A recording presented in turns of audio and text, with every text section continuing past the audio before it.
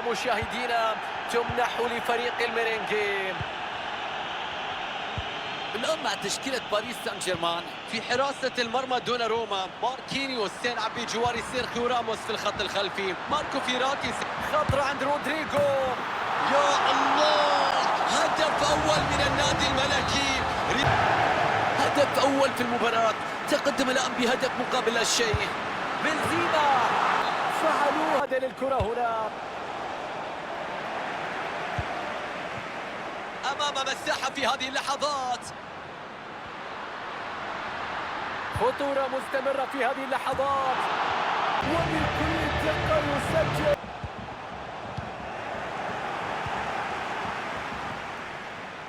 ريال مدريد على الأطراف بشكل ممتاز. رودريغو في التمرير، كرة بتروح للمرمى، لا دفاع لا حارس، الكرة الخطورة هنا للأسف.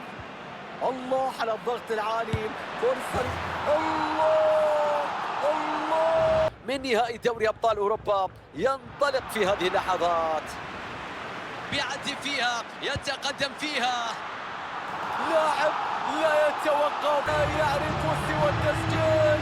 شوفوا الضغط العالي هنا لاستعادة الكرة.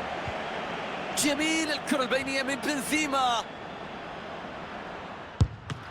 مستحيل اللعبة، ما هذا الهجوم محقق ولا أصدق بأنها لم تدخل. يجب على الفريق أن يشكر العرض. فرصة أمام فينيسيوس، ينقذها حارس المرمى لكن ما زالت خطيرة.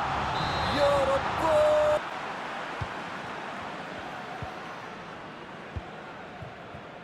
فينيسيوس جونيور،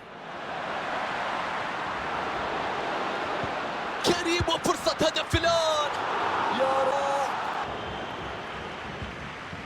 تخلص فيها من الدفاع. يا عيني على المرور، الكرة في المرمى، آلية ضاربة، كان مركز، تفوق عليه في هذه المرة. فرصة أمام فينيسيوس. الحكم يعمق الجراح، صافرة معلنة، ضربة جزاء، كل الطرق تؤدي إلى الهزيمة. فرصة لقتل أي أمل في العودة، الكرة في المرمى من ركلة جزاء. والآن تأتي صافرة نهاية المباراة مشاهدينا لتعلن عن حسم لقب الكأس هنا. يا لها من حكاية.